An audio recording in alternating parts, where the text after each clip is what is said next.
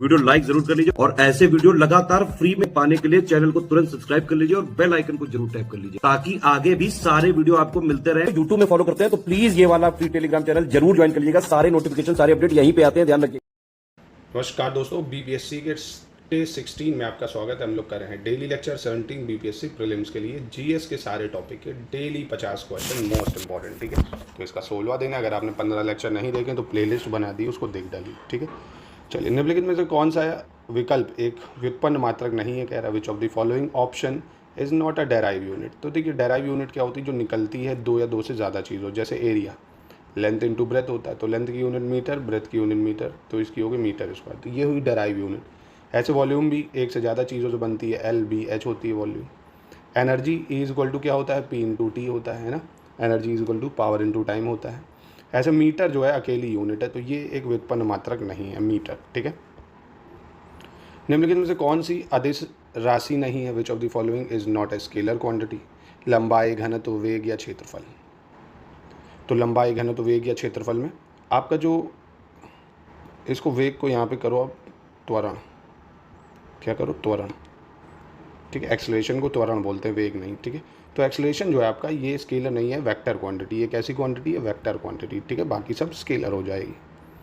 3 देखते हैं, लंबाई के मापन से संबंधित निम्नलिखित तथ्यों पर विचार करें। कौन सा कथन गलत है ये बताना है। ठीक है, 10⁻³ मीटर से 10⁻² मीटर तक की लंबाई के लिए मीटर स्केल का उपयोग किया जाता है। ठीक है, वर्नियर कैलिपर्स का उपयोग 10⁻⁴ मीटर की सटीकता तक की लंबाई के लिए किया जाता है, ये भी सही है। 10⁻⁵ मीटर तक की लंबाई मापने के लिए स्क्रू गेज का उपयोग करते हैं, ये भी बिल्कुल ठीक हो जाएगा। 10⁻�6 मीटर तक की लंबाई मापने के लिए स्फेरोमीटर का उपयोग करते हैं, ये गलत है। 10⁻⁵ मीटर तक की मापने के लिए हम लोग किसका यूज़ करते हैं? स्फेरोमीटर का। ठीक है, यानी ऑप्शन डी गलत है। चलिए 4 देखते हैं, कह रहे द्रव्यमान से संबंधित निम्नलिखित में से कौन सा कथन सही नहीं है। ठीक है, यह पिंड के ताप में उसकी अवस्थिति पर निर्भर करता है, तो ये गलत है दोस्तों। द्रव्यमान जो है आपको पता हो, ताप, दाब, किसी भी चीज़ पर निर्भर नहीं करता। द्रव्यमान यानी मास सब जगह सेम होता है। ठीक है, तो यही गलत हो गया। बाकी इसका मात्रा किलोग्राम होता है। यह पिंड के दाब की अवस्थिति पर निर्भर नहीं करता है, ये भी सही है। भारत में इसके मानक किलोग्राम को नई दिल्ली स्थित राष्ट्रीय प्रयोगशाला में रखा गया है, ये भी सही हो जाएगा। ठीक है, चलिए अब देखते हैं 5th। कह रहे हैं 1 मीट्रिक टन 1000 किलोग्राम के बराबर होता है, सही है ये। 1 पिकोग्राम 10⁻⁻15 ग्राम, ये गलत है। 1 पिकोग्राम 10⁻⁻12 ग्राम होता है। ठीक है, तो यानी ये गलत हो गया। 1 माइक्रोग्राम 10⁻⁻6 ग्राम सही है। 1 नैनोग्राम 10⁻⁹ ग्राम सही। ठीक है, चलिए आगे बढ़ते हैं। 2 विभिन्न पारिस्थितिकी तंत्रों, खासकर पादप समुदाय वाले 2 भिन्न पारिस्थितिकी तंत्रों के मध्य संक्रमण मंडल क्या कहलाता है? इकोटोन, प्रवणता, इकोक्लाइन या एज प्रजातियों का संक्रमण। तो इसको क्या बोलते हैं? इकोक्लाइन। क्या बोलते हैं? इकोक्लाइन बोलते हैं। चलिए नेक्स्ट देखते हैं, निम्नलिखित में से कौन सा कथन सही सुमेलित नहीं है? संरक्षण पारिस्थितिकी, मैनग्रोव पारिस्थितिकी, मानव पारिस्थितिकी और बायोम पारिस्थितिकी, इनके बारे में। संरक्षण पारिस्थितिकी वन, वन्यजीव, जल आदि का अध्ययन किया जाता है। ठीक है। मैनग्रोव पारिस्थितिकी, इसके अंतर्गत समुद्री तट पर खारे जल में पाई जाने वाली वनस्पति का अध्ययन होता है, ये भी सही है। मानव पारिस्थितिकी, इसके अंतर्गत केवल मानव के आपसी तथा पर्यावरण के साथ संबंधों का अध्ययन करते हैं, ये गलत है। क्योंकि मानव पारिस्थितिकी में केवल मानव नहीं आता है, उसमें जीव वगैरह इनकी भी अध्ययन करा जाता है। ठीक है, relationship not only human of organisms वगैरह जो होते हैं उनकी स्टडी करते हैं विद देयर एनवायरनमेंट, तो ये गलत हो जाएगा। बाकी बायोम, इसके अंतर्गत पौधे, जंतुओं की विभिन्न जातियों के जीव समूहों के मध्य पारस्परिक क्रियाओं तथा जो परस्पर उल्लंघन का अध्ययन करा जाता है। चलिए नेक्स्ट देख लेते हैं। पारिस्थितिकी शब्द का सर्वप्रथम जर्मन जीव विज्ञानी अर्नेस्ट हेकल ने प्रयोग किया था। उन्होंने इस शब्द का प्रयोग निम्नलिखित में से किस वर्ष किया था? मतलब हेकल ने जो पारिस्थितिकी इकोलॉजी टर्म का यूज़ करा था वो कब किया था? तो ये 1869 में करा था। कब करा था? 1869, 1869 में। ठीक है, 9 देखते हैं, निम्नलिखित में से किस वैज्ञानिक ने पारिस्थितिकी को समुदाय के विज्ञान के रूप में संबोधित किया था? Which of the following scientist addressed ecology as the science of community? Ernest Haeckel, Frederick Clements, Darwin या लैमार्क? तो ये करा था किसने? फ्रेडरिक क्लीमेंट ने। Frederick Clement. ठीक है, फ्रेडरिक क्लीमेंट्स। चलिए 10 देख लेते हैं, निम्नलिखित में से कौन सा कथन सही नहीं है? Which of the following statement is not correct? पारिस्थितिकी तंत्र का सर्वप्रथम प्रयोग 1936 ईस्वी में एजी टेंसले ने किया था। किसने? एजी टेंसले ने किया था। तो ये स्टेटमेंट गलत है, क्योंकि 1936 में नहीं, 1935 में करा था एजी टेंसले। कितने? 1935 में। पारिस्थितिकी तंत्र में उत्पादक क्लोरोफिल युक्त होते हैं। The producer in the ecosystem contain chlorophyll, तो ये सही है।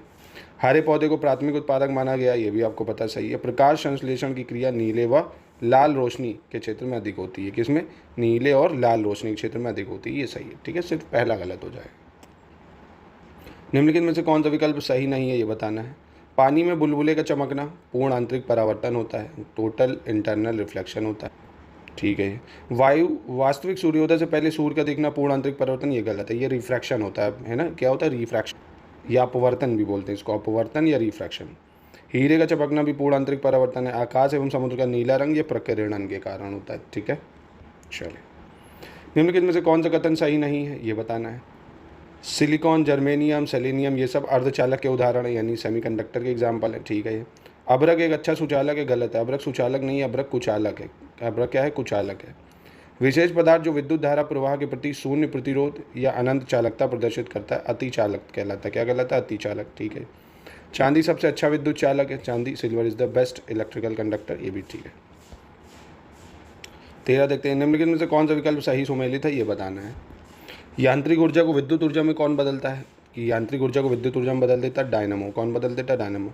विद्युत ऊर्जा को यांत्रिक ऊर्जा में बदल देता है कौन? विद्युत ऊर्जा को यांत्रिक ऊर्जा में बदल देता है विद्युत मोटर। कौन बदल देता है? विद्युत मोटर। प्रकाश ऊर्जा को विद्युत ऊर्जा में कौन बदले? तो ये तो गलत हो जाएगा, क्योंकि बल्ब जो होता है वो विद्युत ऊर्जा को प्रकाश ऊर्जा में करता है, विद्युत ऊर्जा को प्रकाश में, और विद्युत ऊर्जा से ऊष्मा हीटर, ये बिल्कुल सही है। Heat from electrical energy heater हो जाता है। ठीक है। 14 देखते हैं। निम्नलिखित में से किस नियम का संबंध गैस के नियम से नहीं है? Which of the following law is not related to the gas law? Boyle, Charles तो इसमें है नहीं, खैर। बॉयल्स का नियम, गेल यूकेस लॉ, एवोगाड्रो, ये सब गैस का है। पास्कल लॉ वाटर लिक्विड के लिए आपको पता होगा कि प्रेशर जब आप लिक्विड में एक्सर्ट करते हो तो सभी दिशा में एक समान लगता है। ठीक है, तो ये प्रेशर पास्कल लॉ वाटर से रिलेटेड है, लिक्विड से रिलेटेड। निम्नलिखित में से कौन सा सही सुमेलित नहीं है, ये बताना है आपका। एरोसोल ये गैस होती है। ठीक है। फॉर्म द्रव्य होता है। जल जो है इसका जो डिस्पर्जन मीडियम है सॉलिड होता है। सोल का परिक्षेपण मीडियम सॉलिड, ये गलत है। सोल का परिक्षेपण मीडियम जो है तो लिक्विड होता है। क्या होता है? लिक्विड होता है सोल का। निम्नलिखित तत्वों के परमाणु द्रव्यमान के आधार पर कथनों पर विचार करें तथा गलत विकल्प का चयन करना है। ठीक है। सोडियम 23 होता है। ठीक है। क्लोरीन 25 गलत है। क्लोरीन का पता होगा आपको 35.5 होता है, 35.5। ठीक है। सल्फर 32 ठीक है। मैग्नीशियम 24 भी ठीक है। नेक्स्ट देखते हैं। पुस्तक साइलेंट स्प्रिंग के संदर्भ में कौन सा कथन सही है, ये बताना है। यह एक पर्यावरण विज्ञान की किताब है, पर्यावरण विज्ञान की किताब है। ठीक है। इसे 1962 में प्रकाशित किया गया था। कब? 1962 में, ये भी सही है। इसे एक अमेरिकी जीव विज्ञानी और पारिस्थितिकीविद राहेल कार्सन द्वारा लिखा गया है, राहेल कार्सन द्वारा, तो ये भी सही है। तीनों स्टेटमेंट इसकी सही हो जाएंगी। चलिए नेक्स्ट देखते हैं। दिहिंग पटकाई राष्ट्रीय उद्यान भारत का डैश राष्ट्रीय उद्यान है। दिहिंग पटकाई राष्ट्रीय उद्यान असम राज्य के 2 जिलों डिब्रूगढ़ एवं डैश में फैला हुआ है। तो देखिए दिहिंग पटकांग जो है राष्ट्रीय भारत का जो है 100 कौन सा वाला है? 106वां राष्ट्रीय उद्यान है।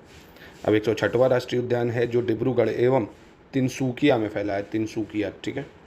चलिए 19। असम राज्य का निम्नलिखित में से कौन सा राष्ट्रीय उद्यान 3 जिलों गोलाघाट, नागांव और सोनितपुर में फैला हुआ? कहाँ का? गोलाघाट, नागांव और सोनितपुर में फैला हुआ। तो यह है काजीरंगा राष्ट्रीय उद्यान। कौन है? काजीरंगा राष्ट्रीय उद्यान। चलिए आगे बढ़ते हैं। 20। निम्नलिखित में से सही विकल्प का चयन करना, कौन सा विकल्प सही है? मणिपुर में इटाकी राष्ट्रीय उद्यान नहीं, मणिपुर में है सिरोही राष्ट्रीय उद्यान, सिरोही राष्ट्रीय उद्यान। मेघालय में है नौकरेक राष्ट्रीय उद्यान। मिजोरम मुरलेन राष्ट्रीय उद्यान बिल्कुल सही। और नागालैंड में है इटाकी राष्ट्रीय उद्यान। कौन सा? इटाकी। ठीक है। चलिए 21 देखते हैं। बिहार में वर्ष 2011 की जनगणना कौन सी क्रम की जनगणना थी? 13, 14, 15, 16। तो बिहार में जो 2011 की जनगणना हुई वो 14th सेंसस है, 2000 मतलब 14वीं जनगणना है।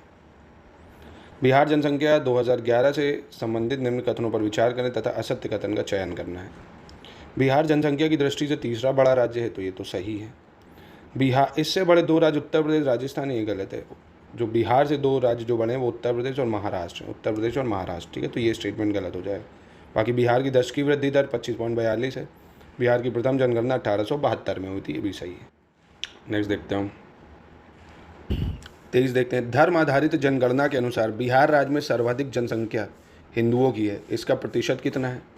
तो बहुत सिंपल डाटा है, इसको आपको याद रखना, 82.69%। कितनी है? 82.69%। ठीक है। चलिए 24 देखते हैं। सर्वाधिक जनसंख्या वाले 5 जिलों में निम्नलिखित में से कौन सा जिला शामिल नहीं होता है, ये बताना है। तो देखो पटना है, पूर्वी चंपारण है, मुजफ्फरपुर है, सारण इसमें शामिल नहीं होता, ठीक है, सारण नहीं होता। कौन कौन है देखिए, पटना है, पूर्वी चंपारण है, मुजफ्फरपुर है, मधुबनी है, ये सब आएगा। न्यूनतम जनसंख्या वाले 5 जिलों में से कौन सा जिला शामिल नहीं है, ये बताना है लोवेस्ट पॉपुलेशन में। तो लोवेस्ट पॉपुलेशन के 5 जिलों में मुजफ्फरपुर नहीं आता। कौन नहीं आता, मुजफ्फरपुर नहीं आता है, ठीक है। इसमें देख सकते हो आप, शेखपुरा सबसे ज़्यादा है, फिर शिवहर आती है, फिर अरवल आ जाता है, फिर आपका कौन आता है, लक्षेरा आता है, फिर जहानाबाद आ जाता है। जनसंख्या घनत्व से संबंधित निम्नलिखित तत्वों पर विचार करके गलत का चयन करना है। वर्ष 2011 की अंतिम जनगणना के अनुसार बिहार की जनसंख्या घनत्व 1106 है, ठीक है। यह भारत के जनघनत्व से 729 अधिक है, गलत है। 729 नहीं अधिक है, 724। कितना है, 724 अधिक है। 2011 में बिहार का सर्वाधिक जनघनत्व वाला जिला शिवहर था, ये भी बिल्कुल सही हो जाएगा। न्यूनतम जनघनत्व वाला जिला कैमूर है, ये भी बिल्कुल ठीक है। चलिए, बिहार राज्य के जनघनत्व में 2011 के मुकाबले 2011 में कितनी वृद्धि हुई है? 205 व्यक्ति, 215 या 225 या 235? 225 व्यक्ति वृद्धि हुई है। कितनी? 225। 28 देखते हैं। बिहार साक्षरता दर 2011 से संबंधित निम्नलिखित में से कौन सा कथन सही नहीं है? वर्ष 2011 की अंतिम जनगणना के अनुसार बिहार राज्य की कुल साक्षरता 82.8% है, ये गलत है। 82 नहीं, 61.8% है। कितनी? 61.8। पुरुष साक्षरता दर 71.2% है। महिला साक्षरता दर 51.5% है। बिहार की साक्षरता भारत की संपूर्ण साक्षरता 73% है, जो कि 11.5%, मतलब 11.2% कम है, ठीक है। निम्नलिखित में से कौन सा जिला बिहार के सर्वाधिक साक्षरता वाले 5 जिलों में शामिल नहीं है? रोहतास, पटना, भोजपुर या कटिहार? तो कटिहार नहीं आता है, ठीक है, कटिहार नहीं है। बाकी आप देख सकते हो रोहतास, पटना, भोजपुर, मुंगेर, औरंगाबाद, ये 5 जिले आ जाएंगे, ठीक है, जो सबसे ज़्यादा लिटरेट हैं। बिहार में न्यूनतम साक्षरता दर वाले 5 जिलों में से कौन सा शामिल नहीं है, साक्षरता दर न्यूनतम जहाँ है? तो देखो पूर्णिया, सीतामढ़ी, कटिहार ये है। भोजपुर नहीं शामिल है इसमें। न्यूनतम साक्षरता दर में कौन नहीं शामिल है? भोजपुर। देख सकते हो पूर्णिया, सीतामढ़ी, कटिहार, मधेपुरा, सरहसा, ये सब है, जो भोजपुर नहीं है। बिहार में मौलाना मजहूर हक द्वारा सदाकत आश्रम की स्थापना निम्नलिखित में से किस वर्ष की गई थी? 1919, 20, 21 या 22? तो इसकी स्थापना करी गई थी नॉन कॉपरेशन के टाइम 1920 में, 1920। मोहम्मद यूनुस को बिहार का पहला प्रधानमंत्री वर्ष 1937 ईस्वी में नियुक्त किया गया था। इनका संबंध निम्नलिखित में से किस पार्टी से था, ये बताना। तो इनका संबंध Bihar independent party, Bihar Congress party या बिहार मुस्लिम पार्टी या बिहार सोशलिस्ट पार्टी? तो इनका संबंध था बिहार मुस्लिम इंडिपेंडेंट पार्टी से, ठीक है। 33 देखते हैं। बिहार में श्री कृष्ण सिंह के नेतृत्व में अंतरिम सरकार की स्थापना निम्नलिखित में से किस वर्ष की गई थी? 1946, 47, 48 या 49 में? तो इसकी स्थापना करी गई थी 1946 में। कब करी गई थी? 1946 में, ठीक है। 1964 में बिहार के किस स्थान में तेल शोधक कारखाना स्थापित किया गया था?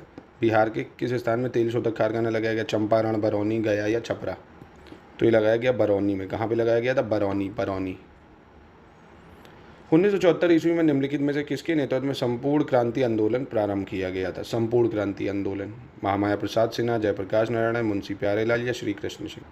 तो ये किया गया था जयप्रकाश नारायण के उसमें। किसमें? जयप्रकाश नारायण। बिहार में पहली बार ग्लोबल मीट का आयोजन निम्नलिखित में से किस वर्ष किया गया था? ग्लोबल मीट का आयोजन 2006, 7, 8 या 9? तो ग्लोबल मीट का आयोजन करा गया 2007 में। कब करा गया? 2007 में, ठीक है। चलिए, सदर अंजुमन हिंद की स्थापना निम्नलिखित में से किसके द्वारा करी गई थी? अंजुमन हिंद।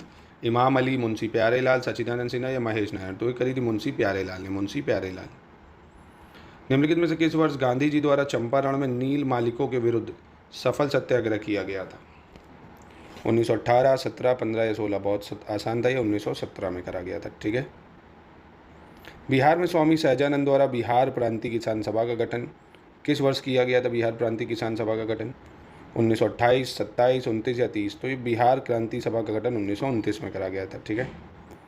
निम्नलिखित में से किस घटना का संबंध वर्ष 1931 ईस्वी से है?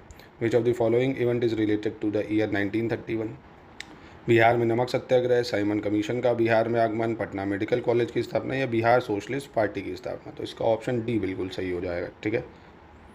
क्योंकि देखिए बिहार में नमक सत्याग्रह 1930 में होता है, साइमन कमीशन बिहार आगमन 1928 में होता है, पटना मेडिकल कॉलेज की स्थापना 1925 में होता है और बिहार सोशलिस्ट पार्टी की स्थापना 1931 में होती है, ठीक है। एक अनुग्रही राजा सदा ईश्वर के संरक्षण की छत्र से सुरक्षित रहता है, यह कथन किससे संबंधित है? बलबन, अकबर, इल्तुतमिश, कुतुबुद्दीन ऐबक। तो ये बलबन से संबंधित है। किससे? बलबन से, ठीक है। किस वंश के शासकों ने भारतीयों को उच्च पदों पर नियुक्त करने की परंपरा आरंभ करी थी? गुलाम वंश, बलबनी, खिलजी या कुतुबी? तो ये करी थी खिलजी वंश ने। किसने? खिलजी ने। औरंगजेब के काल में आए विदेशी यात्रियों का सही क्रम क्या है? ये बताना है। जॉन डी थेवेनाइट, गोमल क्रेरी या जॉन फ्रेयोर? तो देखिए, जॉन डी थेवेनाइट, फिर जॉन फ्रेयोर, फिर गोमल कैरेरी। जॉन डी थेवेनाइट, जॉन फ्रेयोर, कोमल दी कैरेरी, ठीक है। 44, निम्नलिखित में से कौन सा सही सुमेलित नहीं है, ये बताना है, ठीक है। ममलूक वंश 1206 से 1290, खिलजी 1290 से 1320, तुगलक 1320 से 1414, लोधी 1415 से 1526। तो देखिए, लोधी 1415 नहीं, 1451 से 1526 है। कब है? 1451 से 1526। तो ये गलत हो जाता है। नेक्स्ट देखते हैं। निम्नलिखित में से कौन सा एक बौद्ध साहित्यिक ग्रंथ नहीं है? ठीक है, देखो, मिलिंद पनाहो, महावस्तुदान, ये सब बौद्ध साहित्यिक ग्रंथ है। कलावंश जो है ये बौद्ध साहित्यिक ग्रंथ नहीं है। कौन? कलावंश। निम्नलिखित में से कौन सा सही सुमेलित नहीं है, ये बताना है। केशव चंद्र सेन, भारतीय ब्रह्म समाज, सही है ये। मद्रास हिंदू एसोसिएशन, विनोबा भावे, ये गलत हो जाएगा, क्योंकि इसके जो स्थापना वाले थे वो वीरी शंगलम पंतुलू थे। कौन थे? वीरे शंगिलम पुत्तु, वीरे शलिंगम पुत्तम पंतलू, माफ़ कीजिएगा, ठीक है, अजीब नाम है। राजा राम मोहन राय, आत्मीय सभा, ठीक है। श्री नारायण गुरु, अरविपुरम आंदोलन, अरविपुरम आंदोलन, ठीक है। 47 देखते हैं। हिंदू महिला संपत्ति कानून किसके कार्यकाल में पास हुआ था? तो ये पास हुआ था, देखिए, लॉर्ड लिनलिथगो के शासनकाल में 1937 में। कब? 1937 में पास हुआ था। चलिए 48 देख लेते हैं।